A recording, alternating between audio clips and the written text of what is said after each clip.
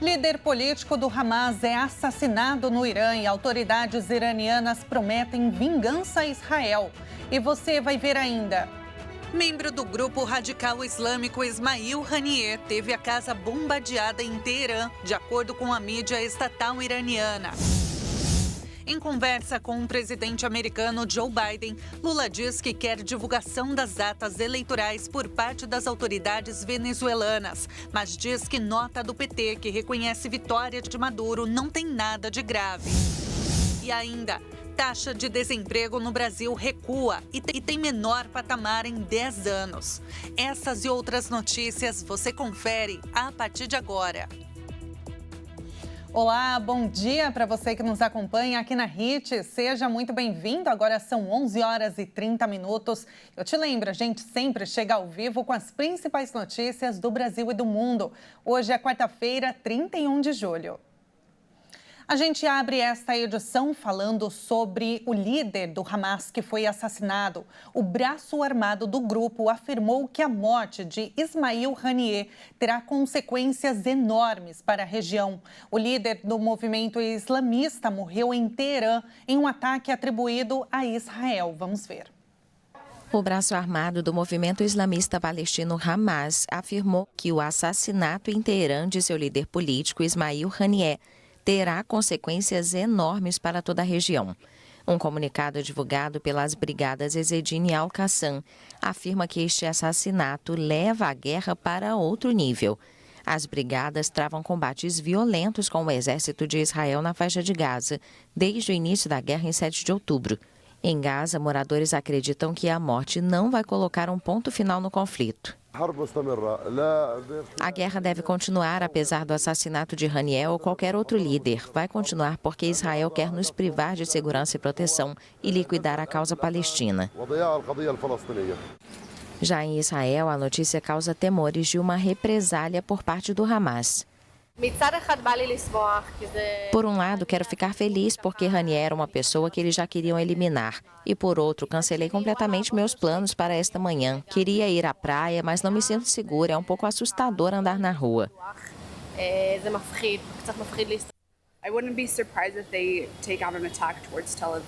Eu não ficaria surpresa se eles fizessem um ataque em direção a Tel Aviv agora. Acho que muitas pessoas estão céticas sobre o que isso pode levar, mas não queremos ficar felizes prematuramente e parabenizar uns aos outros e ficar de bom humor.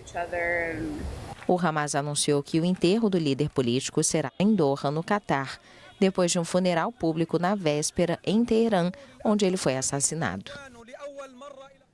Bom, com a morte do líder do Hamas, Ismail Haniyeh, e a ameaça do grupo islâmico e Teherã contra Israel, a gente fica se perguntando, né? O quanto será que a região já abalada pela guerra em Gaza e que vive um conflito no Líbano será capaz de suportar?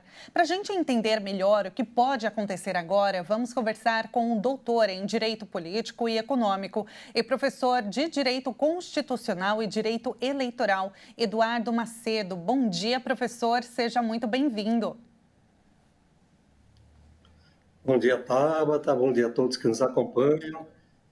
Gostaria de estar participando do noticiário hoje com a notícia mais alegre, né? Uma notícia que deixasse também os brasileiros mais tranquilos. Mas realmente é muito preocupante a notícia, né, que chega do Oriente Médio, envolvendo principalmente essa guerra que está relacionada com Hamas e Israel. Na verdade, o líder que faleceu, Tabata, ele vem engrossar as estatísticas já divulgadas pela ONU. O conflito, né, que se arrasta de janeiro de 2008 a 2023, a ONU já computou 308 israelenses mortos e 6.400 palestinos também mortos nesse conflito.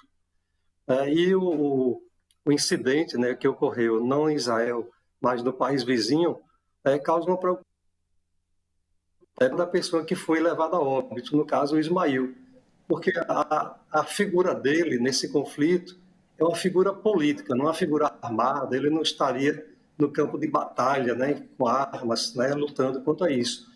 Então, o Ismail, ele cresceu, né, no ambiente do Hamas, no ambiente dessa instituição aí que alguns países nominam de terrorista, né, e ele tem um papel preponderante, porque ele vinha num papel, num tom meio que conciliador, de mediação, tentando uma solução, né, amigável, uma solução não beligerante, né, para que esse conflito pudesse ser equacionado, tá? Eu não diria nem resolvido, né, porque historicamente, desde os tempos da Bíblia, a gente vê que o Oriente Médio ele não tem uma solução pacífica, uma solução muito tranquila, porque cada país ele equivale a uma tribo, né? Uma tribo de Israel, aquilo que vem desde os tempos bíblicos. É por isso que às vezes a ONU tenta mediar, os Estados Unidos também tentam a mediação, mas existe algo que vai além de um papel de mediação, que são a etnia, a cultura, a língua, a questão de organização religiosa. Um país tem mais um Estado, né, eu diria, teológico, religioso, outro país é um país mais laico, né? Então, realmente, fica um pouco difícil e equidistante tentar, obviamente, levar a contento uma solução duradoura para essa região. E uma coisa, sabe, Tabata, assim, que me angustia bastante é assim, no mesmo Oriente Médio, nós temos a pujança econômica de Dubai, Emirados Árabes, que trabalha com a paz, um povo ordeiro, sem conflito, e isso reflete de forma muito positiva para aquele país, para aquele povo daquela região, e também acaba o tensionamento em relação aos demais países do mundo. Então, é um efeito muito positivo desses demais países que, infelizmente, o povo palestino, o povo de Israel, o Hamas, eles não observam isso e não tiram isso como uma lição de forma positiva para entender que o conflito poderia ser equacionado também se tivesse essa postura de pacificação, de levar adiante o objetivo econômico e o objetivo de reverter para a própria população esse tipo de benefício que traria, claro, duradouro.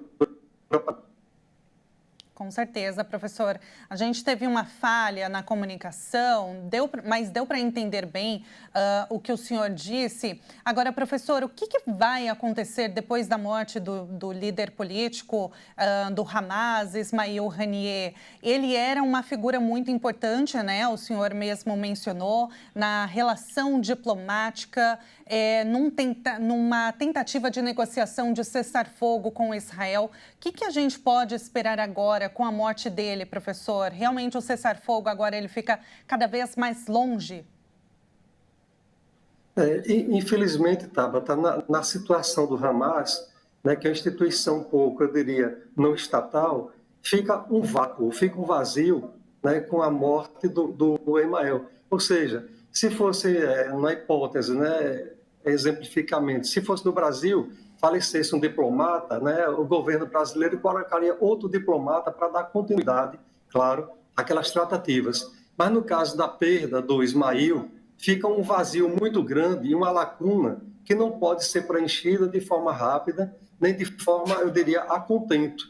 Então, com isso, claro, encerra-se esse momento, né, de tentativas de mediação do conflito pela via política, pela via negociação, e, lamentavelmente, temor muito grande para a comunidade internacional, principalmente, porque as pessoas, né, no costume, na tradição, principalmente do Hamas, eles querem vingança a todo custo, ou seja, para eles, né, não bastou a perda da esposa do Ismail, não bastou a perda dos filhos do Ismail que também foram mortos no conflito, e agora se tem uma figura proeminente do Hamas, né, que é a perda do Ismail, e isso, lamentavelmente, na nossa percepção, levará a um acirramento do conflito, porque é uma situação muito complexa, vai agravar bastante a situação do Oriente Médio, e o temor, sabe, Tabata, e quem nos acompanha, é o que já anunciou o Teherã, a possível, né, vingança, ou o possível revide do Teherã também, porque o ataque se deu em ambiente fora,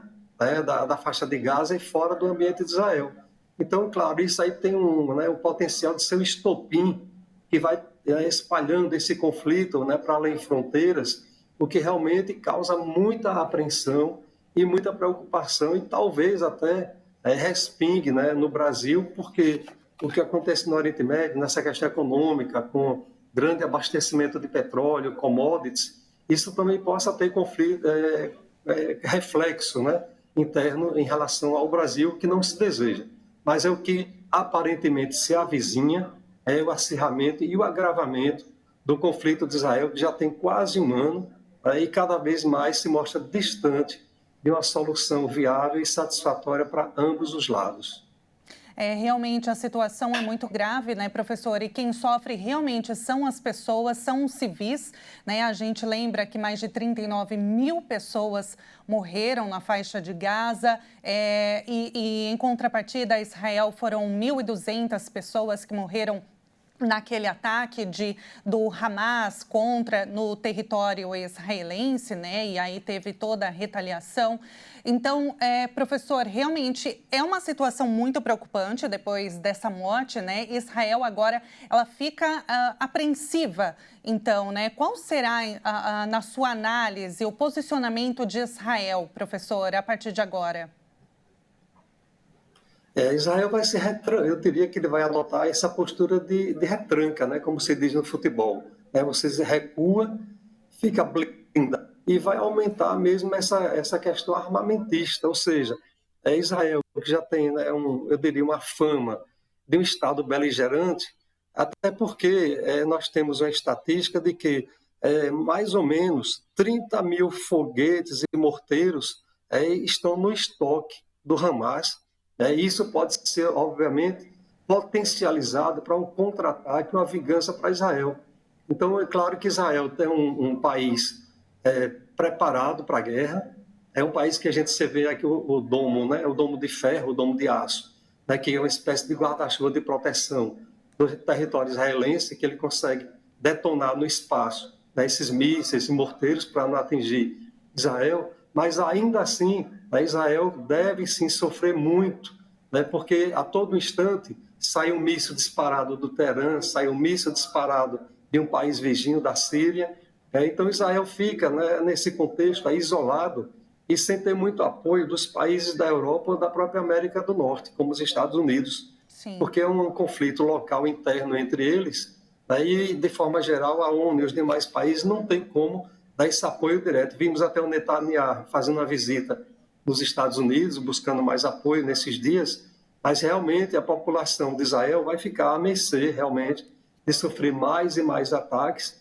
Aí o governo de Israel tentando evitar, obviamente, maiores perdas e prejuízos para o Estado, né, de Israel, e tentando a todo custo, claro, minimizar as perdas, né? E, lamentavelmente, o que se vê assim, como o Hamas agora sofreu uma baixa, com certeza virá uma vingança. Né?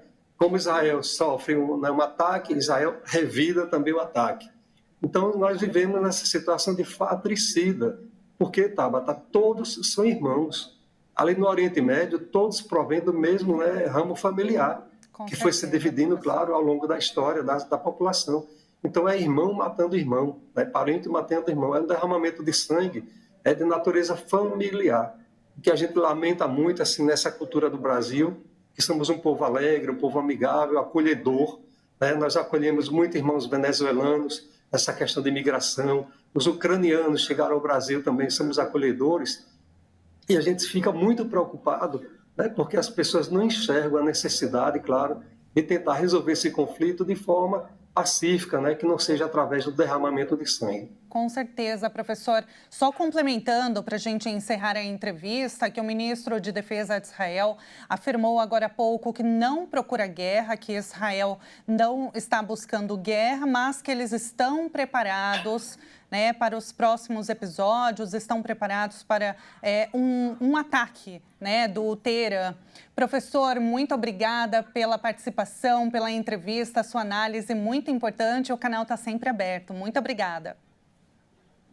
Agradeço a gentileza e o convite, está sempre ao dispor. Muito obrigada. A gente acabou de conversar com o professor de Direito Constitucional e Direito Eleitoral, Eduardo Macedo. Foi um prazer.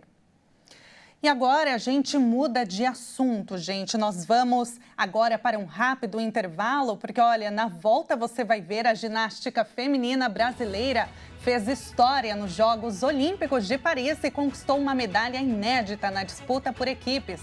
A reportagem completa você confere daqui a pouquinho. Voltamos já já.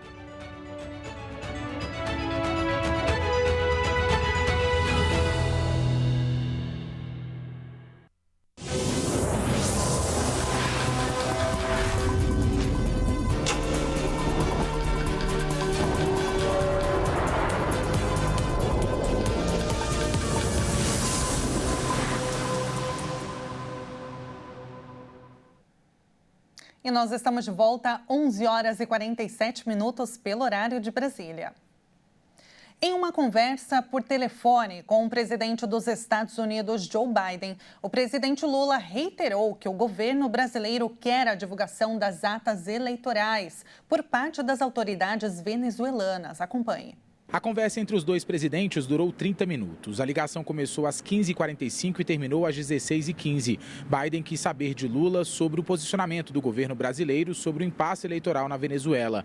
Até o momento, nenhum dos dois governos reconheceu a vitória de Nicolás Maduro, anunciada pelas autoridades eleitorais venezuelanas. Nos bastidores, tanto a ONU como o governo Biden admitem que são poucos os atores que hoje podem convencer Maduro a mudar de postura e optar pela transparência. Os mais influentes na visão de Washington poderiam ser os governos do Brasil, Colômbia e México. De acordo com o Palácio do Planalto, Lula reiterou a Biden que o governo brasileiro quer a divulgação das atas eleitorais por parte das autoridades venezuelanas.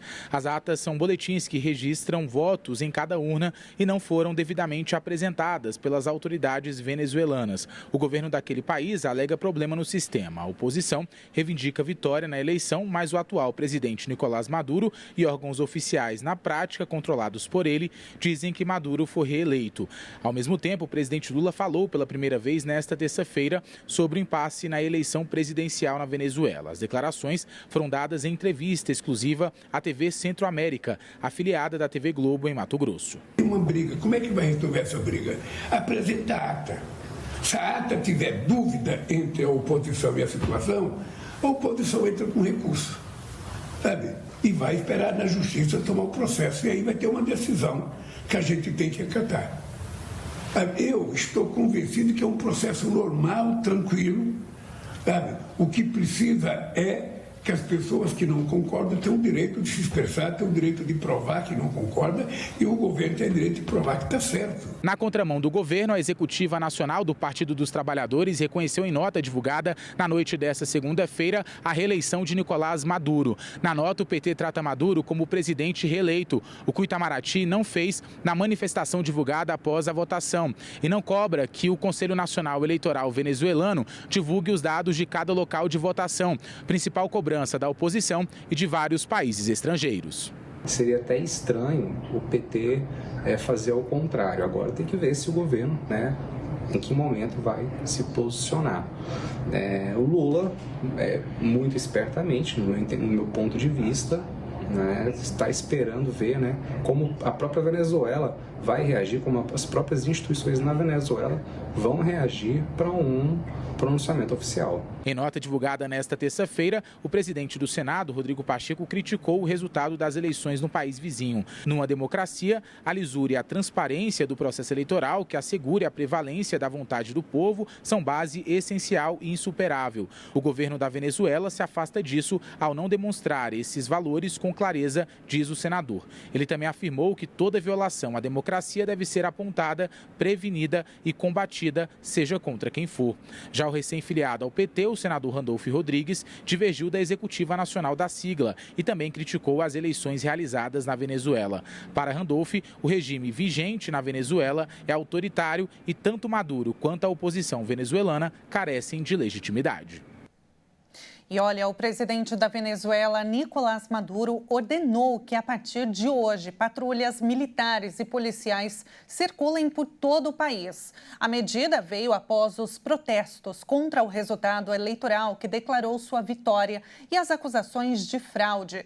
O governo classificou as manifestações como uma tentativa de golpe. A oposição considera que o candidato Edmundo González teve mais que o dobro de votos que Maduro, com base nas contagens de 90% dos votos. Ao menos 749 pessoas já foram presas e mais de 10 morreram devido aos protestos no país vizinho. E aqui no Brasil, o país teve o menor número de desempregados em 10 anos para o trimestre encerrado em junho. Segundo o PNAD Contínua, o total de trabalhadores do país bateu um novo recorde. A taxa de desemprego no Brasil recuou e chegou a 6,9% no trimestre encerrado em junho, uma queda de 0,2 ponto percentual em relação ao trimestre encerrado em maio. O O resultado é o menor para o período desde 2014. Os dados são da PNAD Contínua, a Pesquisa Nacional por Amostra de Domicílios, divulgada pelo IBGE. A pesquisa mostra que 7,5 milhões de brasileiros não ocupam uma vaga de trabalho, o menor número de pessoas em busca de trabalho desde o trimestre encerrado em fevereiro de 2015. A população desocupada diminuiu no trimestre 12,5% e no ano 12,8%. De acordo com o estudo, a população ocupada de trabalhadores do país atingiu 101.800.000 no trimestre encerrado em junho, novo recorde da série histórica. Além disso, o número de trabalhadores com carteira assinada de 38.400.000 e, sem registro em carteira, de 13.800.000 também bateram o recorde da série histórica, além do total de empregados no setor privado, que soma 52.200.000. Já a população fora da força de trabalho não mostrou variações significativas em nenhuma das duas comparações, permanecendo em 66.700.000. E agora, mudando de assunto, o terceiro lote de restituição do Imposto de Renda de 2024 é realizado hoje, no último dia do mês de julho. Serão contemplados mais de 6 milhões de contribuintes. De acordo com a Receita Federal, serão restituídos 8,5 bilhões de reais. Para saber se será contemplado, você deve acessar a página da Receita Federal. Vamos ao passo a passo, preste atenção.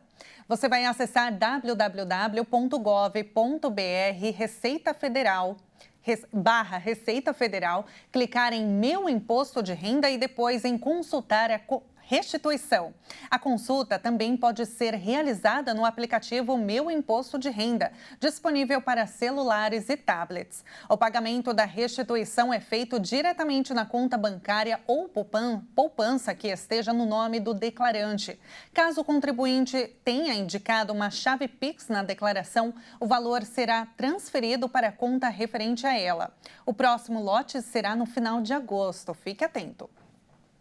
E agora o assunto é Olimpíadas. A ginástica feminina fez história nos Jogos de Paris.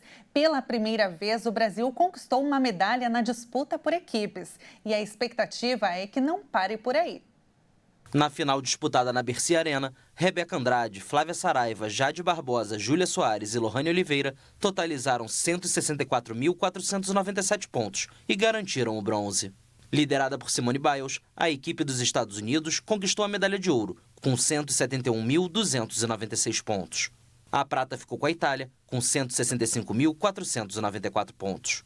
O bronze sela a quarta edição olímpica seguida, com o Brasil no pódio. Agora são 7 medalhas. A primeira foi o ouro de Arthur Zanetti nas argolas, em Londres 2012. Na Rio 2016 foram 3. Prata para Zanetti novamente nas argolas e prata e bronze no solo masculino, com Diego Hipólito e Arthur Nori, respectivamente. Em Tóquio 2020, Rebeca Andrade quebrou o tabu da ginástica feminina, com ouro no salto e prata no individual geral. E vem mais por aí. O Brasil está ainda em outras 5 finais femininas na ginástica artística em Paris. No masculino, Diogo Soares compete na final do individual geral. Que orgulho dos atletas brasileiros, hein? E hoje nós vamos conhecer o Mis, a pequena cidade costeira na Dalmácia, na Croácia. Vamos ver. Situada na foz do rio Cetina, conhecida por sua paisagem que combina montanhas, praias e o rio, a cidade tem um passado histórico como reduto de piratas medievais, com fortificações como as fortalezas de Mirabela e Starigrade. Hoje é popular para esportes de aventura como canoagem e escalada. O Festival de Clapa, de música tradicional a capela, é um destaque da cultura local. E claro que antes de encerrarmos esta edição, nós vamos ver uma câmera da cidade de Omiš, agora ao vivo. Saindo do Estúdio Hit, em São Paulo, vamos diretamente à praia na cidade croata. Omiš, olha só, é um destino turístico diversificado. As suas praias de águas cristalinas são ideais para relaxar e nadar. É claro, é lindo, né? Dá para ver. Já o rio Cetina é perfeito para canoagem, enquanto as montanhas oferecem escalada, caminhadas e até até tirolesa. Além disso, oferece uma excelente gastronomia, especialmente pratos de frutos do mar. Então, se você é fã, tem que ir para lá conferir essas delícias. Com essas imagens tão bonitas que dá vontade de pegar um avião e já ir para lá nesta quarta-feira, nós encerramos esta edição. Muito obrigada pela sua companhia. Um ótimo dia para você e até mais.